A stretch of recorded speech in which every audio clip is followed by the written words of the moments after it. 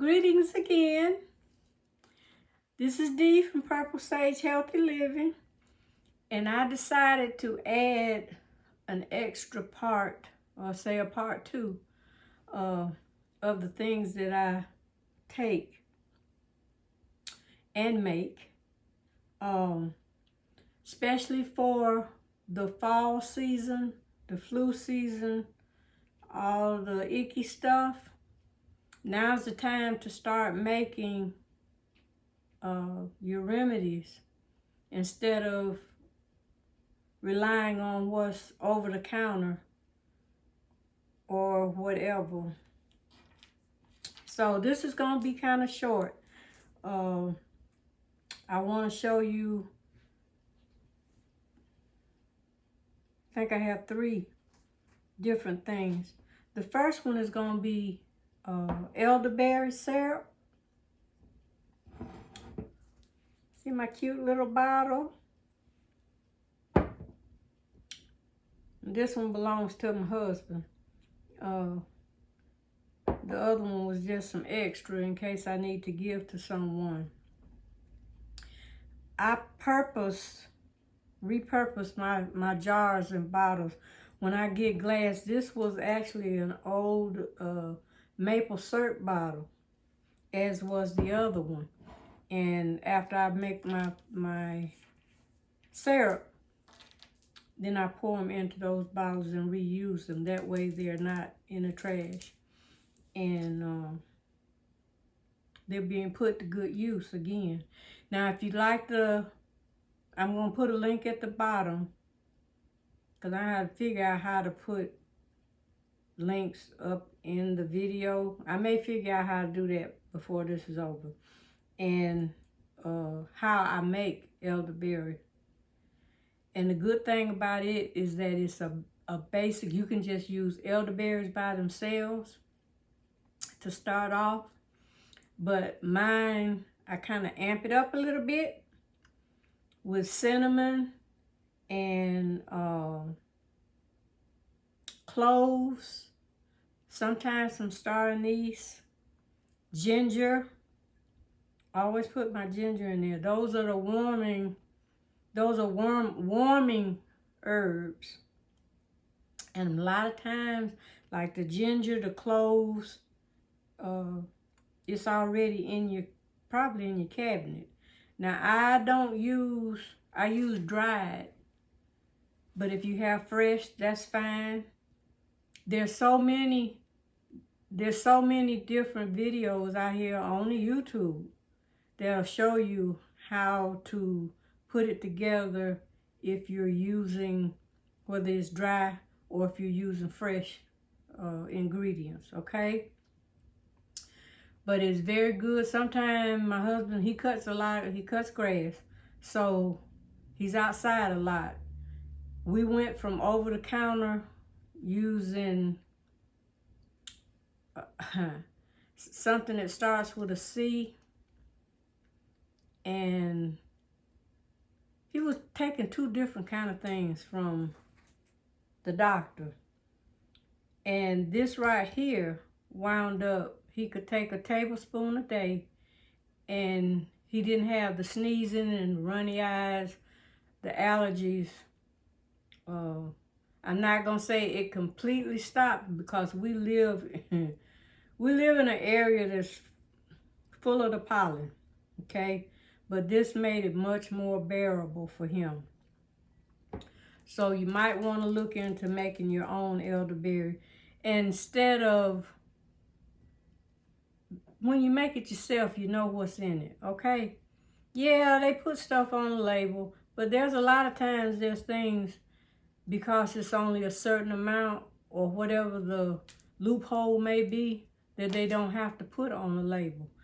If you make it yourself, you know exactly what you're getting.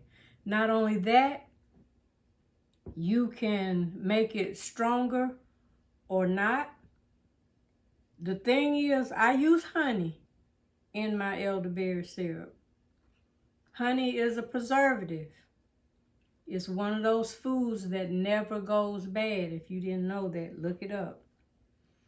However, that does not mean that the syrup won't go bad. Don't get me wrong.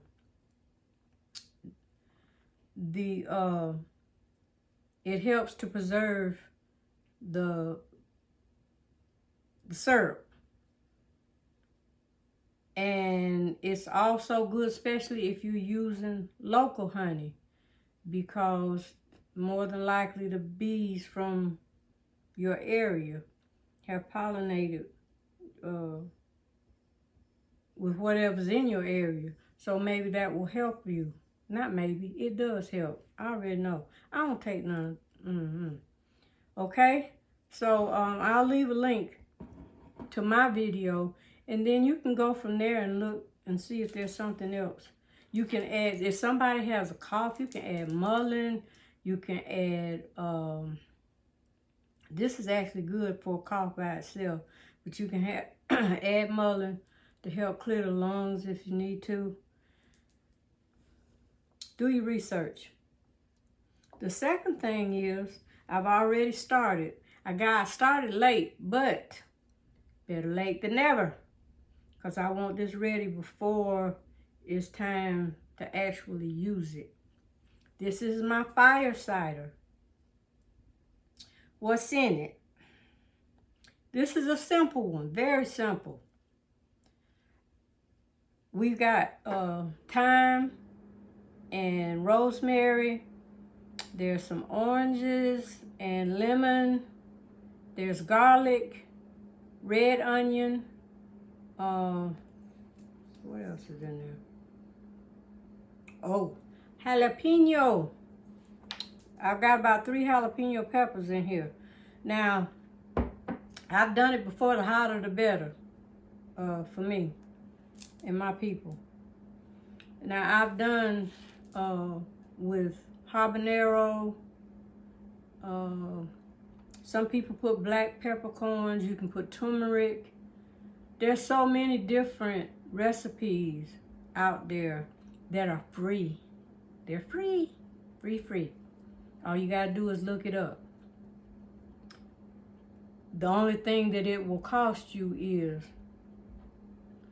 and you don't have to go out and buy a jar. This is actually weighted down too with a glass weight to keep everything up under the apple cider vinegar.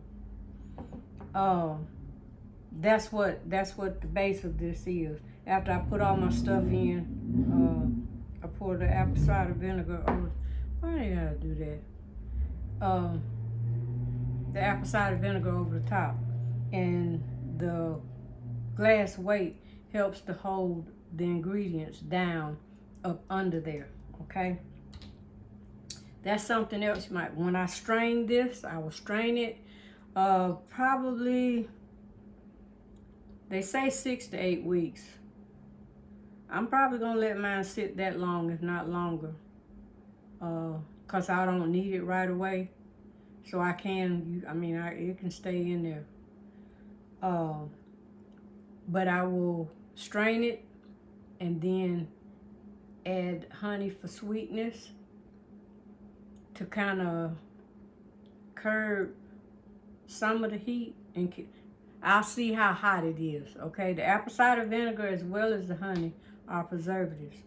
So you take a shot every day. If you got something going on, help knock it out. Okay, so elderberry syrup, fire cider. This one is what I showed you before. We talking antiviral, antifungal. This baby right here. This right here.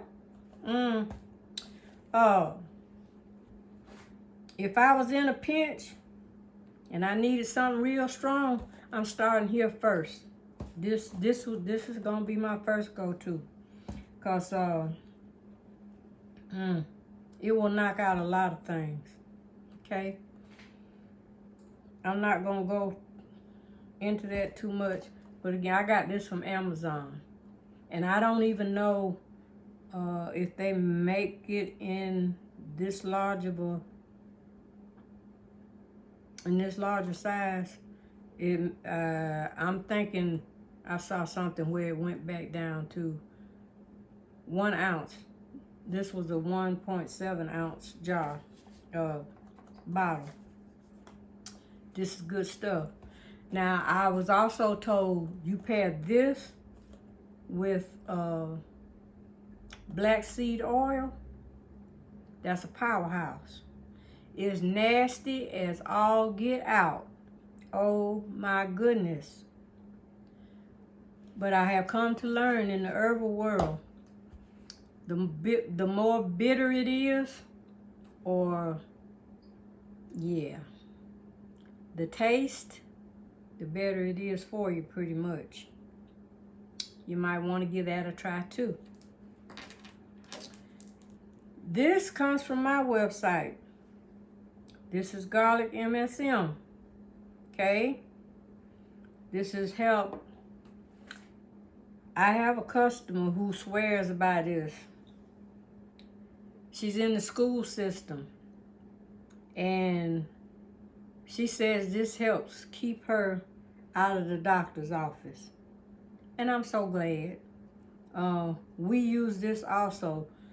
Garlic is also antifungal, antibacterial.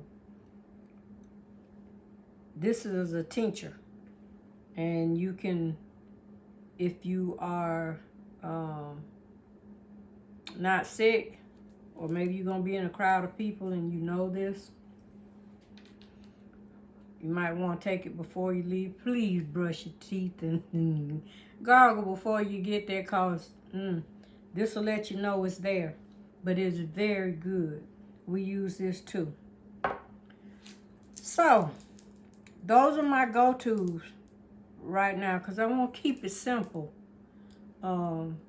With the elderberry, it can be as simple enough so that a child can have it, or you can amp it up so for an adult.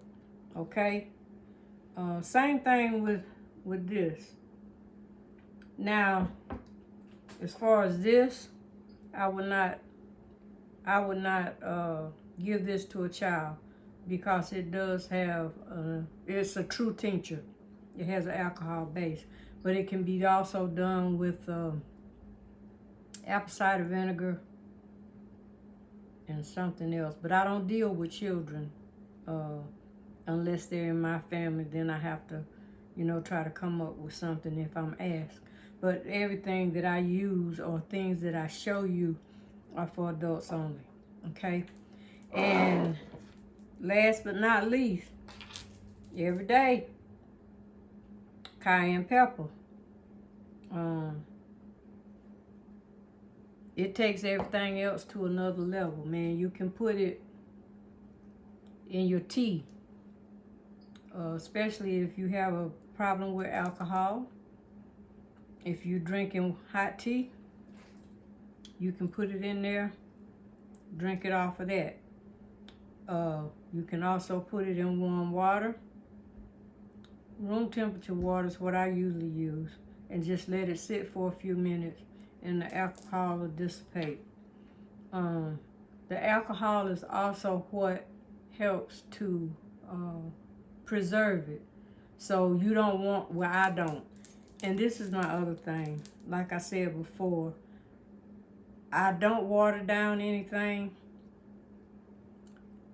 I like to let my customers, you do it to what,